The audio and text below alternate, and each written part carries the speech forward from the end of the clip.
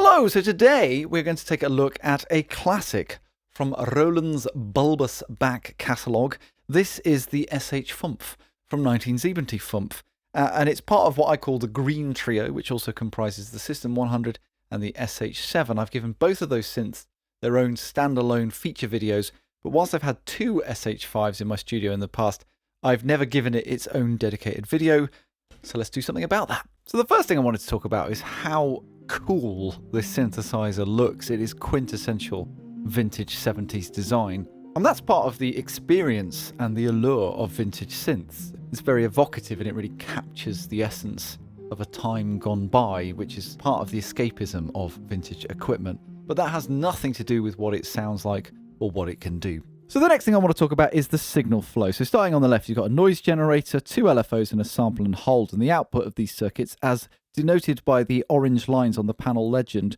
run across the entire synth. And if you want them to interact with parts of the signal chain, you select them with these switches. For example, if you wanted the sample and hold to modulate the frequency of this VCO, you would select sample and hold here with this switch and turn up the amount. And there we go, the sample and hold is modulating the frequency. Likewise, if we wanted LFO2 to modulate the pulse width of this oscillator, we'd choose a pulse wave, we'd select LFO2 and then we'd turn up the amount.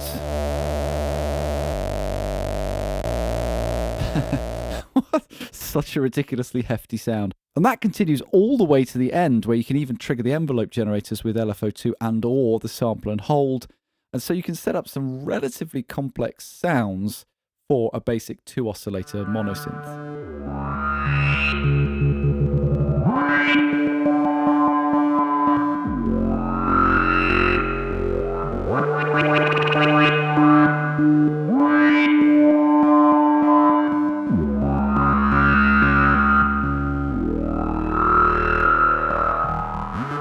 Next thing I wanted to talk about is the ring modulator. So you've got quite a lot of sources here that you can select to combine as the X and Y, including external audio.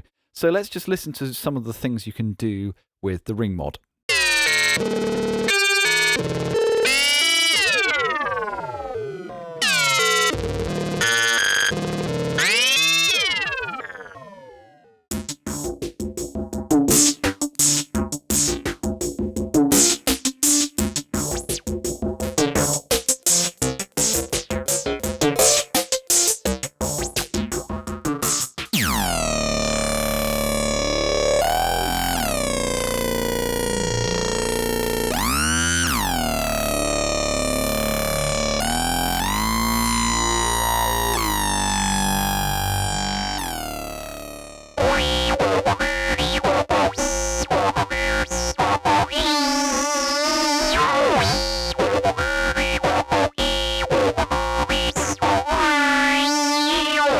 So the next thing I want to talk about is probably the most famous part of the SH-5, which is the filter section, and indeed the mixer that feeds the filter section. So let's take VCO1.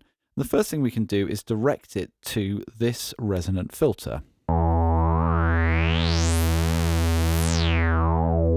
Nice, juicy, analog low-pass filter. Sounds great, and typically for Roland at this period in their history, that would be it for resonant filtering. But atypically for Roland, it's not. You can then switch over to bandpass filtering.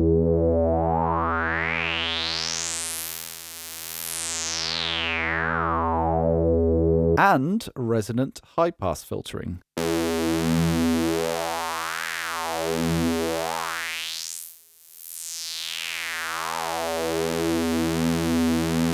There is then another filter, a bandpass filter, and we can direct the audio to that.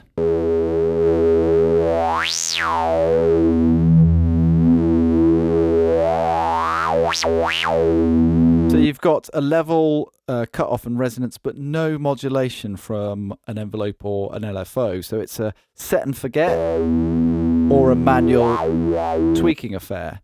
You can then direct your audio through both of the filters in parallel. So we could do a low pass and a band pass, or two band pass filters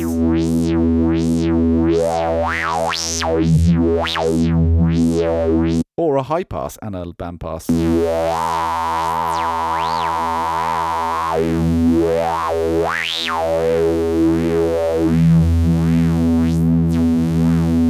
So surprisingly flexible. You can then direct audio to bypass both filters and go straight to the VCA. Like that. So what about if we take VCO1 and direct it to the low pass filter? And then VCO2 and direct it to the band pass filter. And then the ring mod straight to the VCA.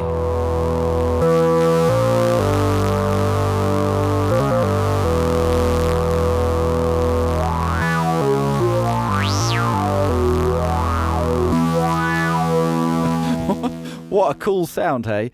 And the only other synth that Roland made during this period that can do anything like that is the System 700, where the filters in the main cab are multi-mode, and you could pick up a fixed filter from the filter bank, set it to bandpass, and then use the patch points and the mixers to set up the signal in parallel as you can on the SH-5. So that is why this is such a cool filter, and why there are actually loads of different clones of it, because people love this filter paradigm. And Roland have even reissued it. When they did the System 500 with Moleko Heavy Industry, they did a version of this filter called the 505. The next thing I want to talk about is the VCA. There is one VCA, and on the back, as you would expect, there is a mono output. But then there is also a stereo output, and there is here a pan diddly pot. And the reason they did this, according to the manual, is so that you could connect it up to two different speakers, maybe have different sounds on those speakers, but then be able to move the sound around left and right while you're on stage or in the studio. But it affords you some interesting opportunities because you can use it as a stereo effects send, and the effects respond beautifully to the sound of the SH-5.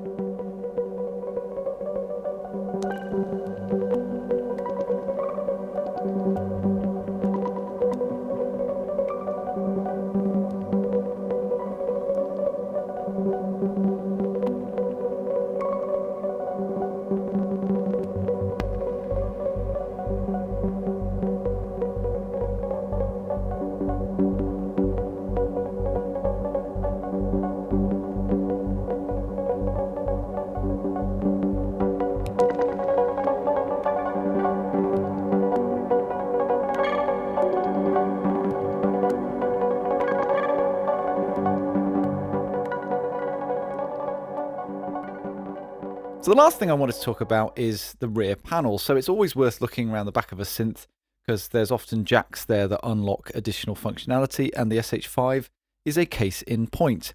We've got our CV and trigger in and out, which they've called computer, and they also did that on the System 100 as well. And that is probably because at this point they had the MC8, and we've since discovered the MC7 in development, and they were probably thinking, let's call it computer in anticipation of that.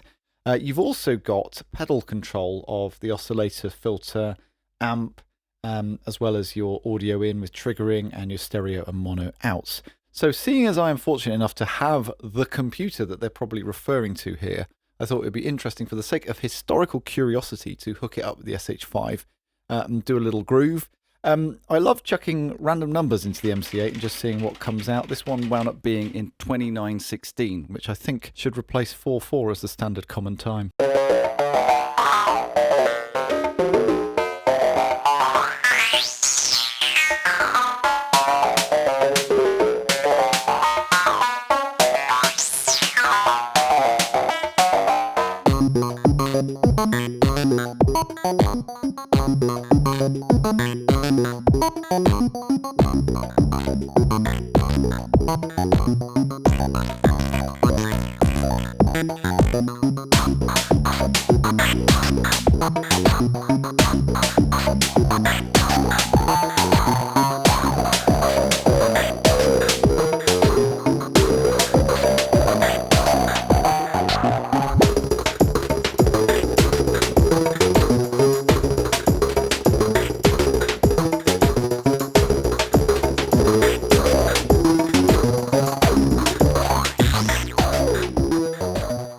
there we go, that's the SH-5 in a nutshell. I'm so grateful to the owner of this synth to be able to borrow one again to give it its own video, because it definitely deserves it. It is a classic Roland.